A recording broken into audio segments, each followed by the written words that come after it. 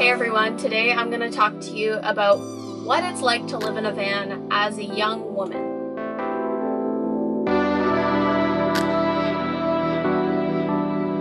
Good girl. The most popular question that I get asked, or that I'm sure every other woman in a van gets asked, is how do you deal with your period? And I want to preface this by saying that it's really not that different than if you're on a road trip and you're dealing with a period, or if you're in a public space and you just have to figure it out. So personally, I use a Diva cup, and I've never used anything else since I got my period, so it's all that I know. If you've used other things like tampons or pads, it's probably a bit of an adjustment period. No pun intended. But I keep it in this little thing, and it's a menstrual cup for other people who don't know what a Diva cup is. So personally, I don't think it's that hard.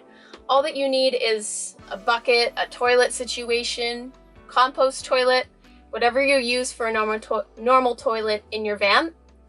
If you're a woman living in a van, I highly suggest having a toilet situation with you all the time. It's not as easy as a man to get up in the middle of the night and just step outside and go pee. So you just want to have something that's comfortable to go pee in emergency situations. And having a toilet for your period is definitely one of those things. Another option is when I'm going to bed and I don't want to wake up in the middle of the night to deal with my period in the way I would with the Diva cup, I use NYX period underwear. There's also SheThinks. There's two big brands on the market. Personally, I use NYX because it's what I know and it's a Canadian company. I've never used SheThinks before, so I can't really speak to that, but I love their period underwear, and I know they're getting a lot of traction right now. A lot of people are loving period underwear, and there's a reason for that. Even if I lived in a house, I'd be using them as well. So that's how I deal with the period, and for the most part, you just figure it out. Next, and most popular situation is safety. People want to know, do you feel safe as a woman in a van? And there's a couple variables to this. So the general answer is yes, I feel safe.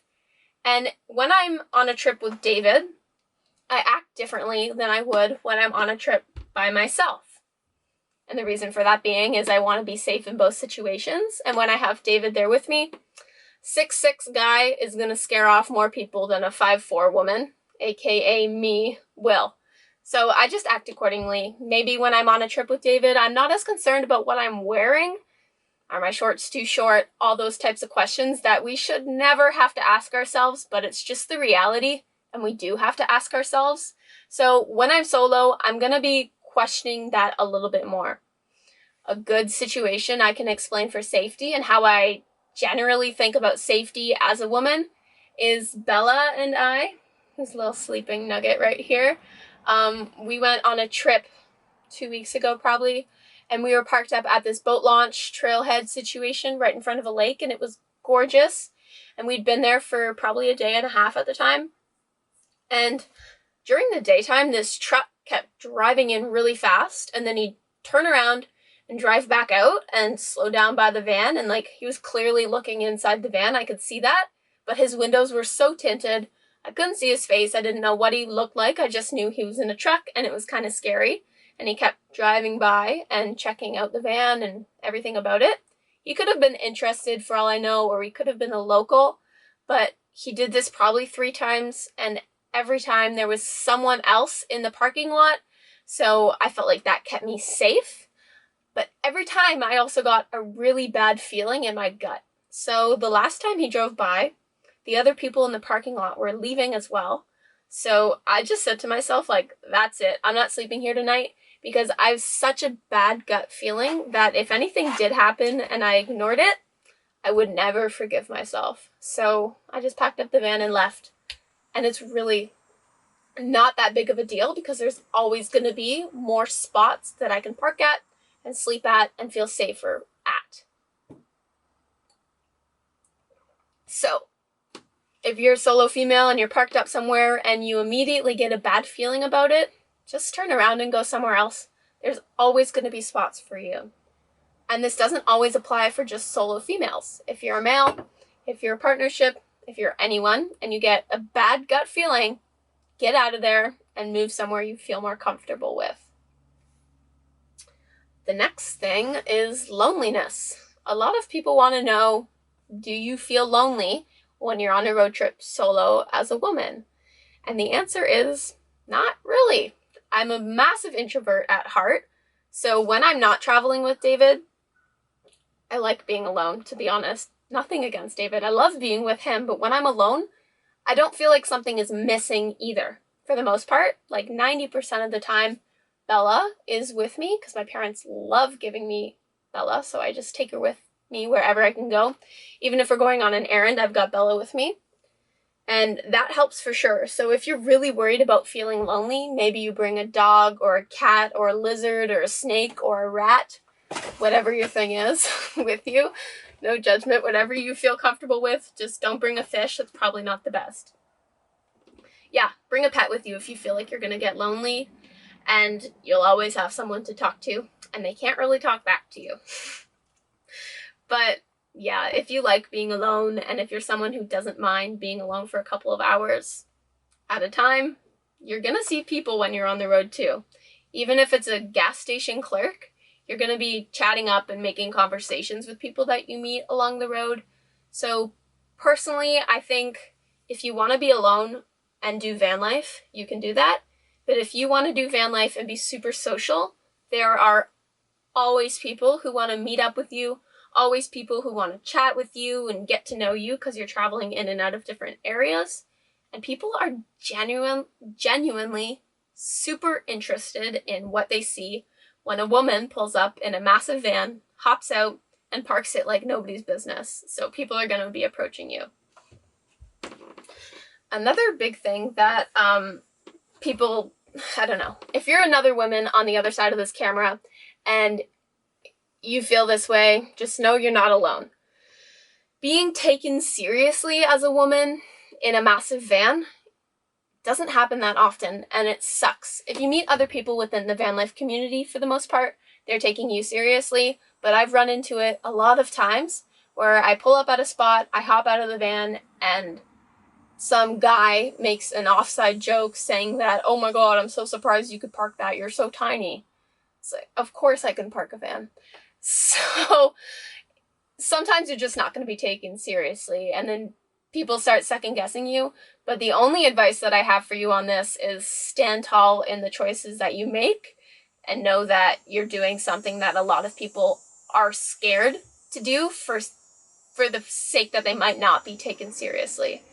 So I don't really have any advice to you on that, but just van life as a woman, you might not be taken seriously as van life as a couple or van life as a solo male.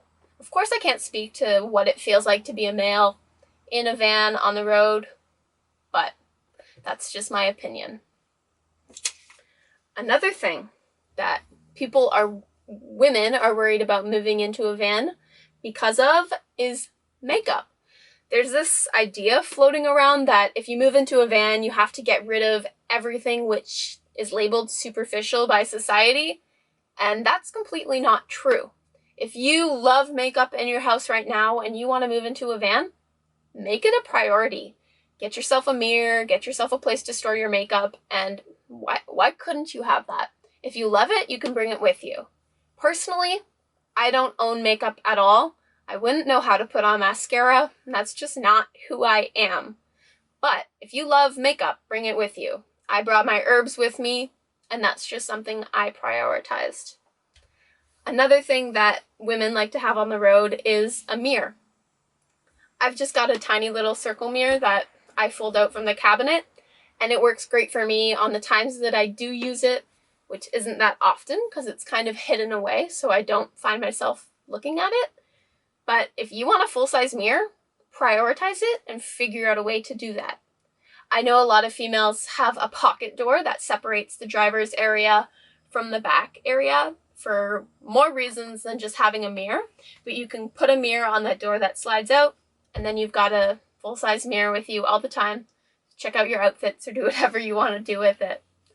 But having a pocket door also makes you feel a little bit more safe. I know it's kind of coming up in the van life community right now. A lot of people are getting pocket doors. I want to jump on that bandwagon too, because when I was away with Bella and I had the curtains in the front there, I just would have felt a lot safer to have my lights on in the back. That way that creepy guy wouldn't have seen me in there. But it also separates the hot air from the cold air. So if it's summertime, you're separating the big windshield from bringing a lot of hot air into your van. And it just feels like more of a tiny home than a van. Depends on what you want. So that's mostly all the advice I can give. I think that women can do this too. You don't have to feel like you're incapable because other people want you to feel like you should be scared as a woman on the road. You are completely capable of being a woman on the road and feeling safe and confident in your decisions, and you can bring with you what you want and you can leave behind what you don't. Biggest tip is you probably just want to have a toilet with you. Personally, I find myself using it a lot more than not, especially with COVID, because it's just always here with me. I don't have to seek out public washrooms or anything like that. So if you guys have any questions at all about this, I'm happy to answer them. Just leave them in the comments below. Please leave a thumbs up if this helped you in any way whatsoever, and hit that subscribe button so we can be giving you more content that helps you feel safe and secure and get on the road quicker. Thank you so much, guys. Have a great week.